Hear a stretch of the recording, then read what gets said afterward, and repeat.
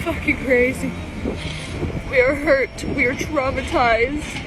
8% of Canadians aged 12 and up are not getting the mental health care they need.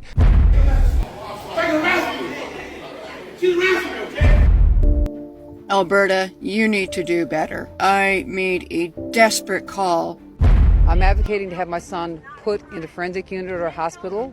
I'm sorry, but physician-assisted death is not medical care.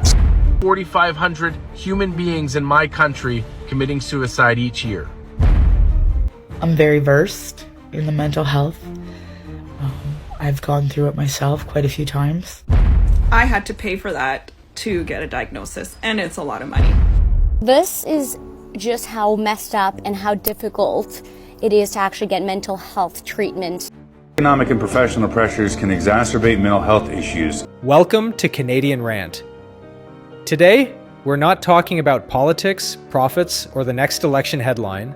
We're talking about the people holding this country together while quietly falling apart. Because beneath Canada's calm image lies a silent epidemic. A mental health crisis no one wants to admit. Canadians are exhausted, anxious, and overwhelmed. The cost of living is crushing. Workplaces are burning people out, and families are barely holding on. Behind every "I'm fine" is someone drowning in debt, isolation, or quiet despair. Therapy is unaffordable. Support is out of reach. And somehow, we're still told to stay positive, while everything around us keeps getting harder. This isn't just stress, this is survival mode. And when survival becomes normal, something in a nation breaks. Let's talk about what's really happening. Because if this continues, the mental health crisis in Canada could become the biggest unseen cost of all. Economic and professional pressures. Economic and professional pressures can exacerbate mental health issues, with men often feeling the need to prioritize work and financial stability over personal well-being. We are fucking crazy. We are hurt. We are traumatized. Emotionally dysregulated. Dysregulated nervous system. My brain is trying to protect itself, so I can't remember my life. I can't remember my life. I can hardly tell the difference between time and day. I haven't slept in a month, and they won't give me a bed, and they won't sedate me. Because it's possibly wasting critical resources we need, right? Yes, I agree, but not to me though, because I'm not crazy. I want help. I want to get better. I'm determined to make a full recovery, and I want to be a psychologist one day.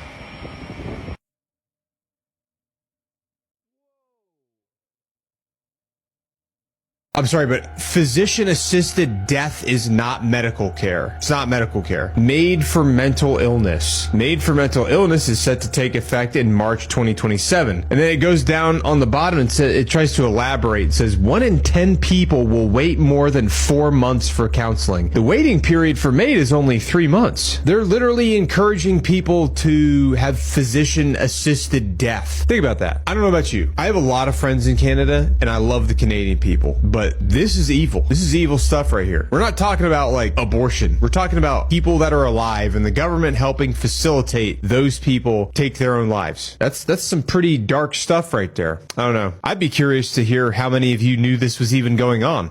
Good morning, assholes. There are approximately 4,500 human beings in my country committing suicide each year. That's an approximate number because they don't have a confident number. It is no surprise that our system is broken. And it is no surprise that there are tens of thousands, if not more, human beings suffering every day because they do not have the resources that they need to thrive. It is okay to not be okay. It is not okay to leave a system broken like our country has left this system broken. Do not tell us that you are doing everything you can when I find out that people are on the phone an hour up until somebody they love took their own life because they didn't have access to resources, or nobody would listen to them, or nobody would be able to help them in their time of need.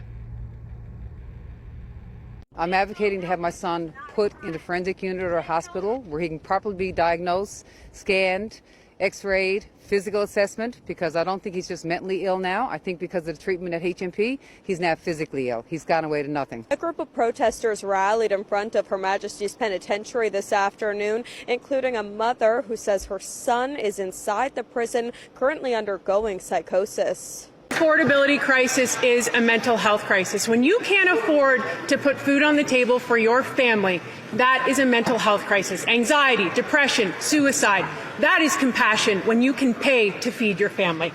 This government, this Liberal government, has doubled our national debt, adding more debt than all previous governments combined. Yet they are planning to increase taxes on gas, heat, and groceries. So I ask again, will this government cancel their planned tax increases on Canadian paychecks? The Honourable Minister. Just because conservatives repeat something does not make it true, Mr. Speaker. We are not raising taxes. In fact, this government has given more money back to families than any previous government. Let's talk about the Canada Child Benefit, Mr. Speaker. That can return up to $7,000 for children under the age of 6 for low-income families. Mr. Speaker, that's different than the $100 of checks they sent every month to millionaires. Mr. Speaker, let's talk about childcare. 50% reduction in fees by the end of December. That's thousands of dollars for Canadian families. Mr. Speaker, that's real help that's going to help real Canadians. We understand things are difficult and we're there. The Honourable Member. Economic and professional pressures. Economic and professional pressures can exacerbate mental health issues, with men often feeling the need to prioritize work and financial stability over personal well-being. Why are we the most medicated, most depressed generation in Canadian history? I'll tell you why. Because instead of fixing the system, they're drugging the symptoms. BC's Mental Health Act allows forced treatment, no consent, no due process. Frontline workers, burnt out. Public, doped up on SSRIs that barely outperform placebos. A 2022 Journal of Affective Disorders review confirmed no solid link between serotonin and depression. So why are we pushing meds with suicidal side effects on Canada's populace? Meanwhile, in countries like Portugal, Switzerland, and Israel, they're healing minds by addressing root causes. Psychedelic therapy, whole foods, nootropics, nutraceuticals, chelating compounds. These are targeted supplementations that address root cause. It's not magic, it's biology, nutrition, and informed care. But here, we medicate first, question never, because it's not about healing, it's about sedation, submission, and control. This isn't healthcare, it's harm reduction for a broken system. Hey everyone, just coming on to say my piece. Everyone from Canada, we're hurting. More specifically, I worked in healthcare, emergency healthcare for about 20 years. I'm very versed in the mental health. I've gone through it myself quite a few times. The other day I was having an issue. I needed to talk. I had nobody. It was late, didn't want to bug anyone, do the classic, whatever. I decided to call the crisis line to see, because coming from healthcare, I wasn't at the point, I wasn't suicidal, I wasn't anything like that. But I was close. I was close to psychosis type behavior, but I was still in control. I just needed to talk. I just needed somebody at that moment to listen. So I called crisis. And I don't even know what to say. I'm actually speechless of the fact that we throw money towards mental health and what we get out of it. It's despicable. It's deplorable. I was basically told, because I wasn't in imminent danger, that I could get put on a waiting list to have my medication adjusted or go see my family doctor. And that was about it. Don't listen. Don't let me talk. Don't don't even give me advice. I get you're not a therapist. I get any of that. But just to have somebody on the other line listening is all I needed. That's it. I didn't need them to respond back. I didn't need advice. I didn't need whatever else, because I get the realities of that. But just listen. Unless I don't know if there's another line to call. But I let them know what I thought. I know how the system works. I was in the system. I worked with the system. And it's a joke. So unless I play the system and pretend that I'm suicidal and everything like that, right? Just to clog up the healthcare system, to take it away from somebody that actually needs to be in a crisis at that moment. What do you do? What is everybody doing in that moment where you just need somebody to listen so that you don't get to that suicidal point? What do you do? Right? Where do you go? Where is there to go? Because I found out firsthand they just turn you away. And I just don't understand, with everything that's been going on in our country, and I won't get into any of that, we're putting band-aids on stuff. We're not getting down to the real problem of why people are the way they are, why they're suffering. You know, my children were having mental health issues, and serious mental health issues, where I was scared. And they got turned away. It wasn't serious enough. Just talk to your friends about it. You know? And I thought it was maybe just that doctor, maybe just that one time. But no, it's not. And I don't even know what to say. So is there another number to call? You know? You just need that person on the other line that doesn't know you, that just needs to listen. Right? I have people that I could call, but in that moment, you don't want to bug them. You don't want to wake them up. You don't want to put your shit on somebody else. You just need someone who has no idea what's going on, just so you could explain it. And our system's broken. It's horrible.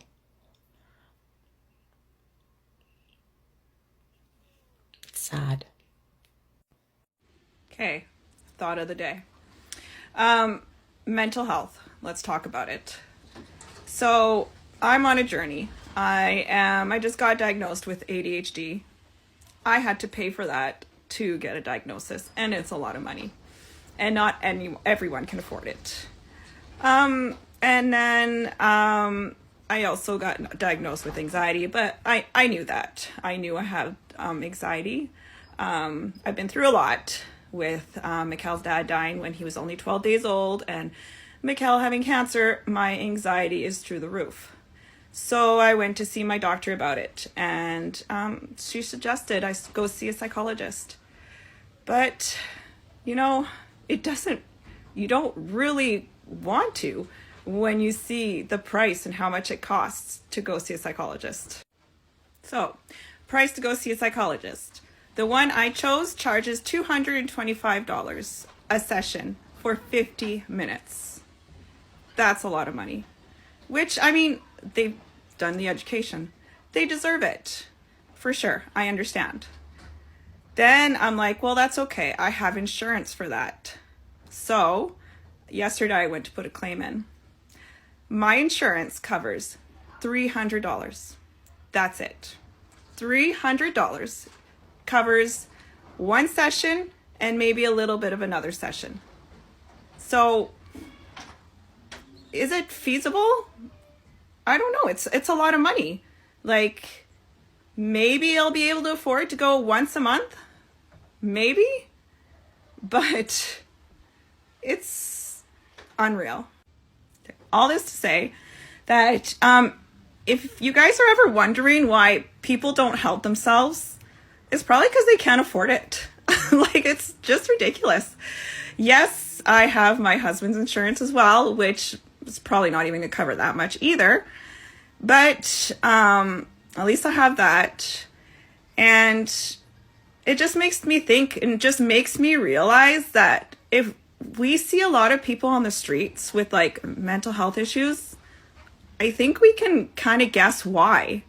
It's just not taken serious enough in this country. Like, you ask for help, you want help, and it's so hard to get help. What this data does is it really tells a story about the lack of access. It shows that nearly 8% of Canadians aged 12 and up are not getting the mental health care they need. That adds up to 2.5 million people. Leanne Minicillo knows what that's like. There's like a wall between doctors and community mental health. She was diagnosed with depression and anxiety and spent months trying to find publicly funded psychotherapy. If you decide you need help and that door is closed, you may never go back, right? If I didn't receive that help, I would be 6 feet under right now. While Medicare covers the costs of psychiatrists, that's not the case for other mental health services such as counseling. The report shows provinces spend on average a little more than 6% of their healthcare budgets on mental health, addictions, and substance use, far less than what's spent in such countries as France and Germany. We're spending a smaller percentage on mental health than we used to 10 years ago. So yeah, we've gone backwards. One step forward, the report sees the launch of a national suicide crisis helpline. It's averaging nearly 1,000 calls and texts a day.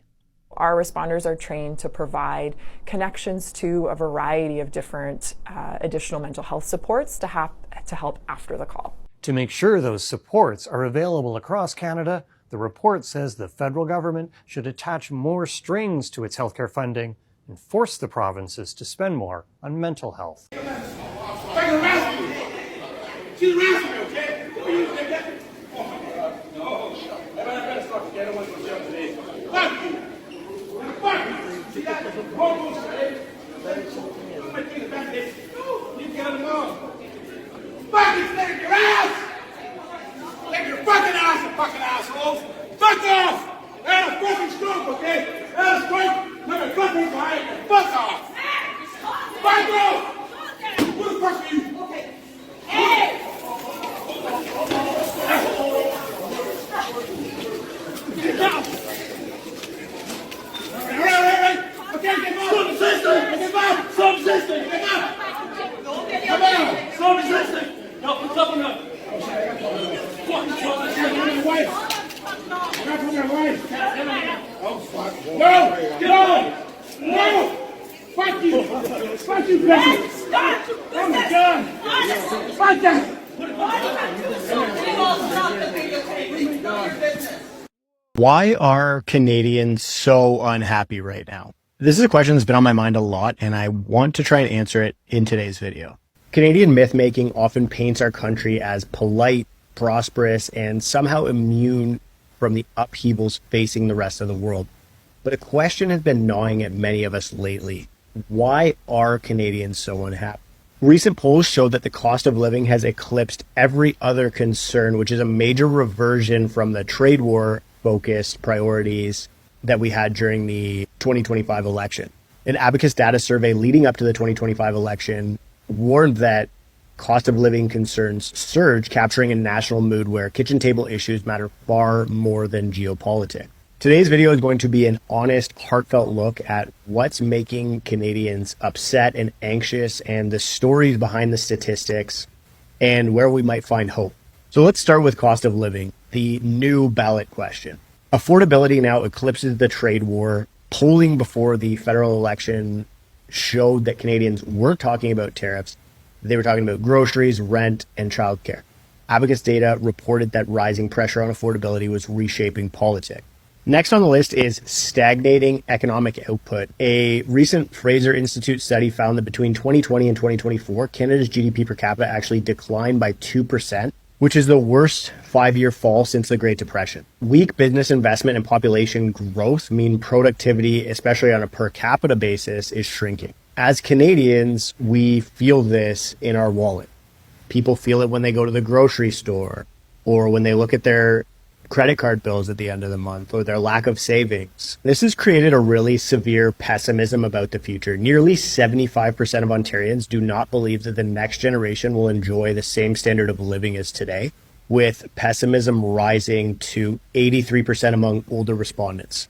And that fear colors everything from career choices to whether or not young people feel that they can start families or buy houses. When you're worried about paying the bills, a trade war feels abstract. The conversation has shifted to the basics. Will I still be able to afford rent? Will I still have a job? Can I ever own a home? Will my kids be better off? Am I even thinking about having kids? And this has caused many people to defer their housing dreams. Home ownership is seen as a luxury. In a 2024 Ipsos poll, 80% of Canadians said owning a home is now only for the rich, and among renters, 72% have given up on ever owning a home. This is a staggering level of resignation, especially among the youth, the future leaders of our country, to basically be giving up hope and feeling completely excluded from the economy. And younger generations are acutely affected by this. A Habitat for Humanity survey found that 73% of Gen Z worry about saving for a down payment. 70% of Canadians say that owning a home has become impossible. And it's really easy to depersonalize this when you think about it in just data and statistics. I tend to do this a lot, but these are real lives being put on hold here. This is a reflection of the fact that many people in their 20s and 30s live with their parents or in precarious rental situations or insecure housing situations, juggling multiple jobs and side hustles just to make ends meet. In the Globe and Mail feature by Aaron Anderson that inspired this article, they talk about a young couple where one partner works 3 jobs and the other works 2 jobs, and they live in their in-laws' basement, unsure if they'll ever qualify for a mortgage. And they have a dog, and that brings them some joy, but the dream of, becoming parents or foster parents remains deferred for them. And stories like this couple puts a human face on the housing crisis. And this pressure isn't just economic. An underfunded mental health system and a toxic drug supply in Canada have created a crisis. We have rising mental health disorders. Statistics Canada now reports that 18.3% of Canadians aged 15 or older meet the criteria for a mood, anxiety, or substance use disorder. And among youth aged 12 to 17, that proportion rating their mental health as fair or poor more than doubled between 2019 and 2023. The Center for Addiction and Mental Health notes that suicide is the second leading cause of death for people aged 15 to 24, and a leading cause of death for those aged 10 to 14. The same page warns that 21% of Canadians will meet the criteria for addiction in their lifetime, costing the economy about $40 billion annually. We have a catastrophic overdose crisis. More than 50,000 Canadians have died from opioid overdoses since 2016, with more than 20 deaths per day recorded in 2022.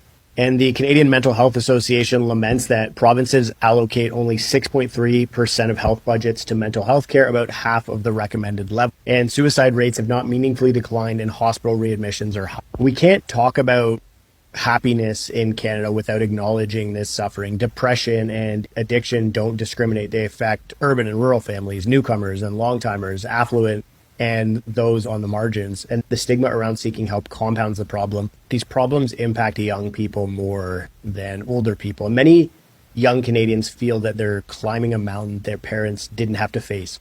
A growing body of research points to the collapse in life satisfaction among Canadians under 35. This article in the Globe and Mail really summarizes it well. According to the World Happiness Report, Canada's ranking has fallen from top 10 to 18th overall. And when only those under 30 are considered, the country drops to 58. Researchers are calling this a crisis of the young, as happiness that once followed a U-shaped curve now resembles a steep climb, combining high housing costs, precarious work, anxiety about the future of the world, and social isolation. It's no wonder many young people don't believe that they will attain their parents' standard of living. Interestingly, the charts here in the Globe and Mail article, they did a really good representation of the data. It shows that Canada saw the 5th worst decline in happiness among people under 30 in the world. And if you look at the life satisfaction by birth cohort, both millennials and Gen Zs started off their adult lives at the happiest. Millennials started off as the happiest and have now trended down to the second most unhappy. But I think the important question behind all of this data is that something needs to change. And so the question is, what can we do?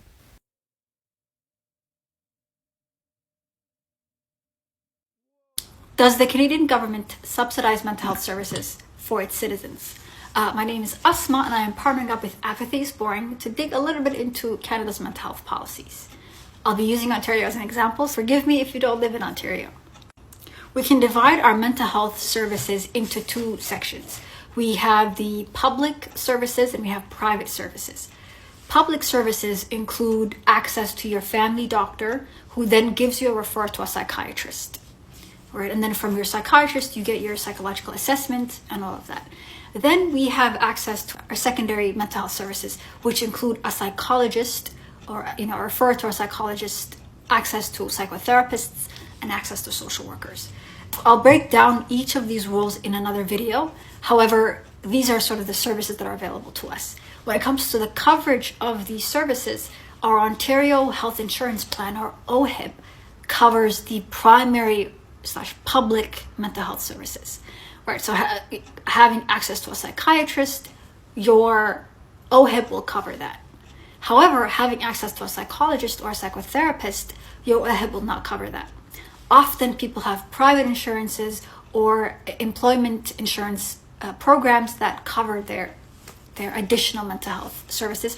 Or if you're a student, you will have your student insurance covering your mental health services. Not all mental health care providers, again, are covered by the Ontario Health Insurance Plan, but there are other government subsidized mental health services that are available to people through community, right? Through community resources. And I think if you look up, what's available, what's the nearest community that you live in, I'm sure you'll be able to find some sort of mental health service through your community centers and things like that. When it comes to the number of bodies that contribute to mental health policies in Ontario, in the federal level, we have Canada Health. In the provincial and territorial level, we have things like the mental health advocacy group and non-for-profit organizations like the Canadian Mental Health Association, the Canadian Alliance on Mental Illness and Mental Health, the the Mental Health Commission of Canada, or the MHCC, and other advocacy groups. There are a lot of bodies that help to make and improve mental health policies, and I think there's still so much room for improvement. Please follow up with me in our next video to talk a little bit more about the types of services that you have access to. Let's be honest. This isn't the Canada most of us grew up believing in. We were told it's a land of opportunity, compassion, and care. But now, too many Canadians wake up feeling hopeless, anxious, or numb. The truth is, it's not just inflation, rent, or job insecurity breaking people. It's the emotional weight of constantly pretending everything's okay when it's not.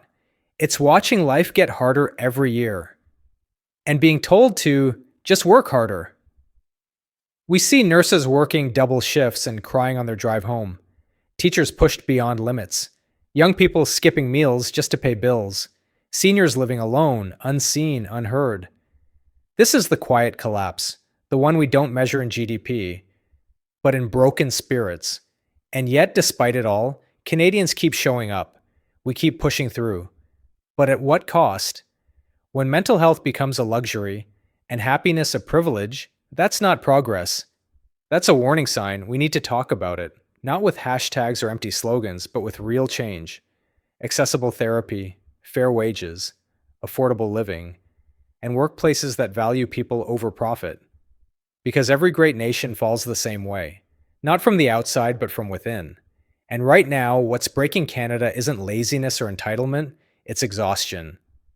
So if you're watching this and you feel tired, lost, or alone, know this: you're not broken. You're living in a system that's breaking everyone. This is Canadian Rant, and we'll keep speaking up because the only thing worse than this silence is pretending everything's fine when it's not.